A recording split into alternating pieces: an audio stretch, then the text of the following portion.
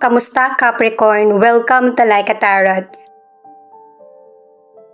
Guys, mainit na yung panahon kaya magdala kayo ng tubig o kaya maliit na towel para mapreskohan kayo. Angels and guides, please guide us. Ano ang reading para sa mga Capricorn? Gamit ang mystical card, alamin natin kung ano ang tema ng reading na ito.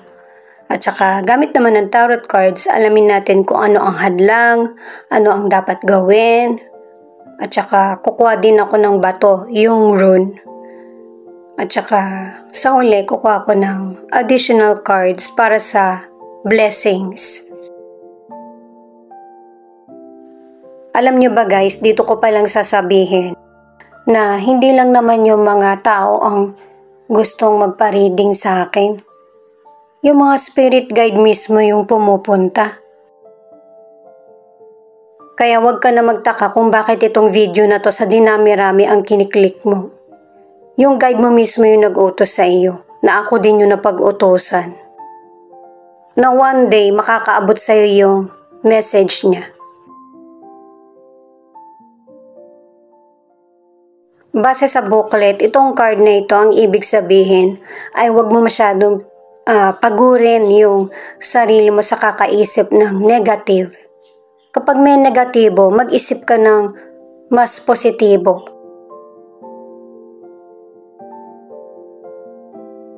Yung kaninang card, Divine Being, ito naman ay Resistance.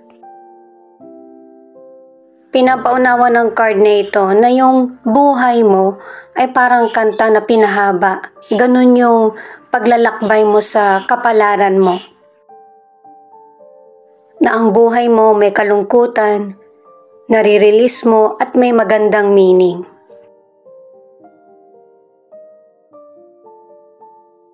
Parang ngayon ko palang ito nakuha. Rites of Passage. Hindi ko makita yung page, pero yung pakiramdam ko dito sa card mo na ito ay, nung bata ka pa, pinagsasabihan ka ng parents mo o ng mga taong nasa paligid mo na maging mabuti, mag-ingat, huwag maging maarte o kaya mapili, yung matutong makibagay.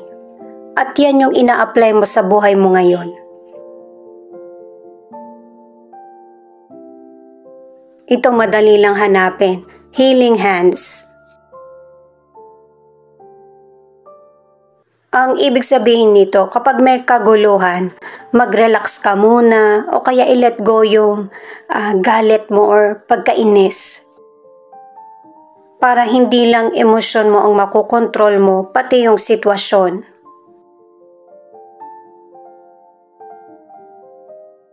Itong redemption na card naman, iwasan mo yung pagsisisi o kaya sisihin mo yung sarili mo sa mga nangyaring sitwasyon sa buhay mo. Ang pinapaunawa ng card ay maging great lesson sa iyo, yung experience na nangyari.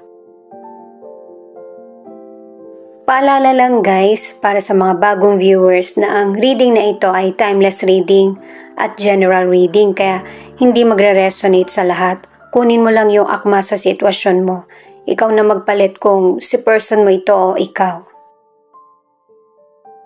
At saka hindi talaga maiwasan na may mga decisions tayo na nakakapagpasakit sa damdamin ng iba. Kaya merong person na nagsisisi. Alamin natin kung ano ang hadlang para sa mga Capricorn.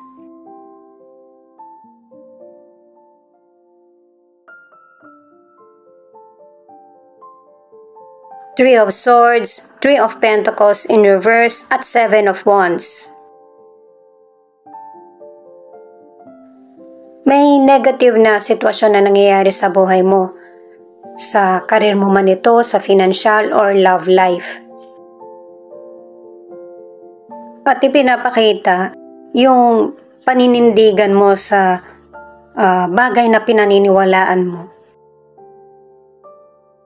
Sa career, ang ilan sa inyo hindi maganda yung estado ng career mo sa ngayon. Pakinggan mo yung sinasabi ng mga katrabaho mo, pero kailangan sabihin mo din kung ano yung tingin mo sa trabaho. At saka sa karir mo, alam mo yung ginagawa mo, malaki yung potential mo.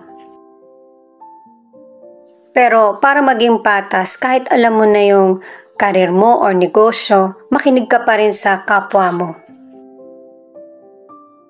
At saka pinapaalala ng 2 cards na kaya may mga taong negative ang tingin sa'yo kasi gusto nila na mawala yung motivation mo, hindi ka makapag-focus sa trabaho. Kaya kung sa career magkakaroon ka ng desisyon, kailangan base sa na-research mo at saka pakiramdam. Sa ilang single, kaya ka naging single at saka sa mga nasa relationship, kaya nahirapan na makasurvive ang relasyon kasi meron kayong napakahirap na issue na kinakaharap ng person. Hindi kayo pareho ng paniniwala at saka merong third party. Ang ilan naman ay walang oras sa'yo yung person mo. Kumbaga karibal mo yung trabaho niya, kaibigan, or yung hobby.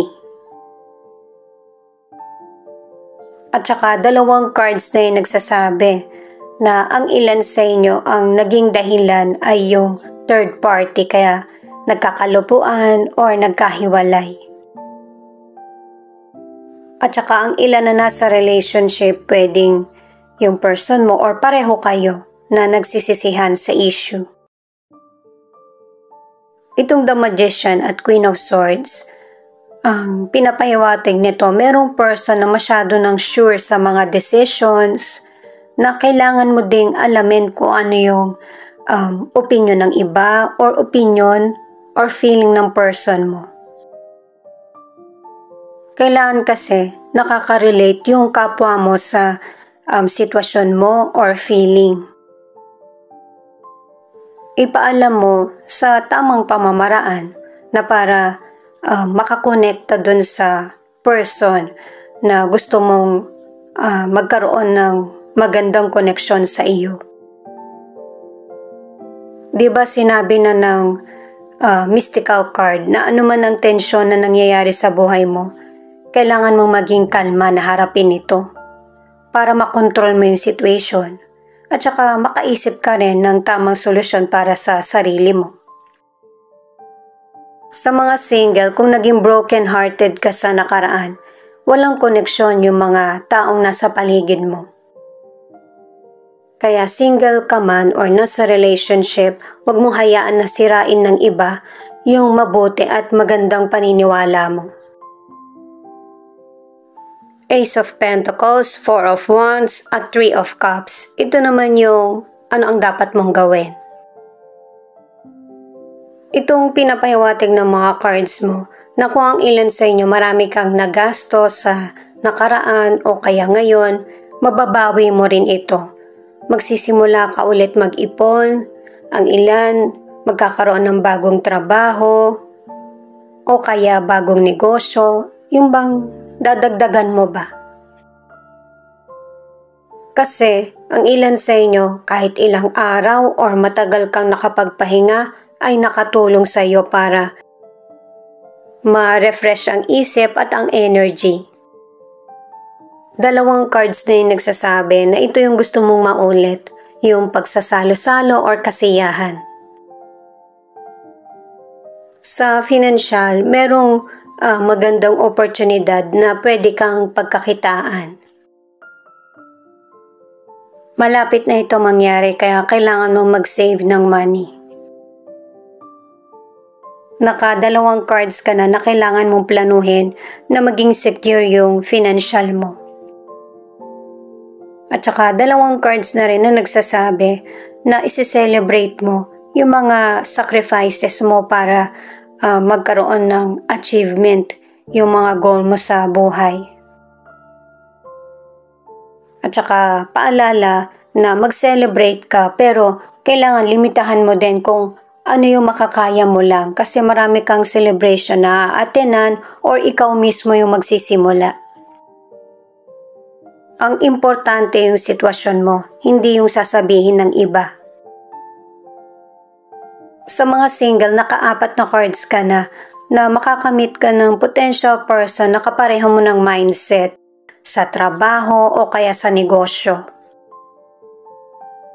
Ang ilan sa inyo hindi ka naman talaga mahilig sa party or sa mga event, pero doon mo makikilala yung potential person sa lugar na hindi mo inaakalang makikilala mo siya. Page of Pentacles at the Temperance. Pinapakita ng cards na ito na single ka man or nasa relationship, anuman ang kondisyon or estado ng koneksyon mo sa kapwa or sa person mo, ay sinisikap mong maging balanse at saka payapa. Naka-3 cards ka na rin na ang ilan sa inyo sa relasyon, pinagsusumikapan mo na mag-work ang relationship nyo ng person mo. At saka sa relasyon nyo ng person mo, naka-3 cards ka na kahit anuman ang pinagdaanan nyo ay stable at happy yung relasyon nyo ng person mo. Secure din dahil sa pareho kayo na merong magandang katangian pagdating sa pagkita.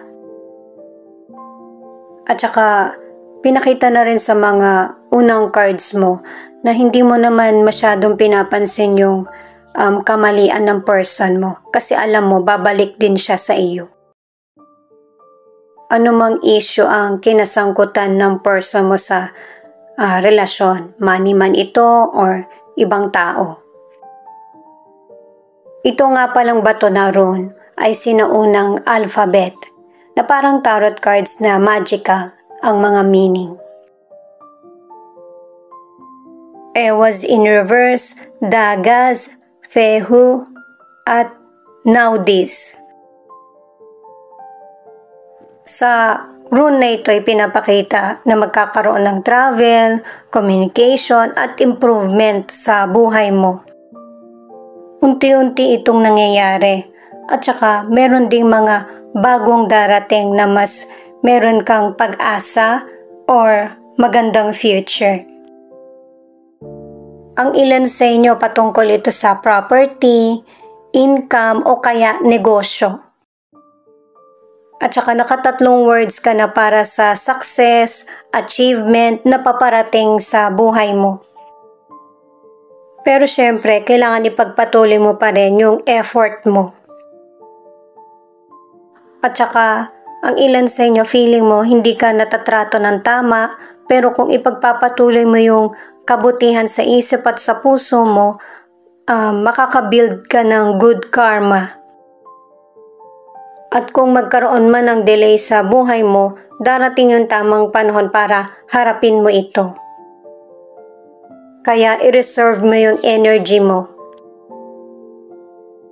Sa health in general, good health. Pero para sa ilan, kailangan mong ipahinga yung kamay mo o kaya yung mata mo. Kasi masyado ka nang na-focus sa phone mo o kaya sa computer. Itong Knight of Wands ay isa sa blessing na card. Itong card na ito ay pagkilos para sa present or sa future na gumagawa ka ng plano or pag-aksyon. Ayaw mong malagpasan ka ng mga magandang pagkakataon sa karir man ito, negosyo o kaya sa love life. Itong Ten of Cups naman ay talagang blessing at saka happiness. Kumbaga, nagkakaroon ng event o kaya pagsasalo-salo kasi yun yung gusto mo, yung bang meron kayong matibay na koneksyon ng pamilya or loved ones. At saka naka-5 cards ka na rin para sa stability at secure na relasyon or pamumuhay. Itong Four of Swords naman ay nakakaramdam ka ng kapaguran, o kaya yung naka-3 cards ka na sa hindi ka happy na sitwasyon o relasyon. Pero itong feeling na ito ang magiging magandang dahilan para sa forgiveness, healing, na para maipagpatuloy mo yung mga bagay na nasimulan or sisimulan.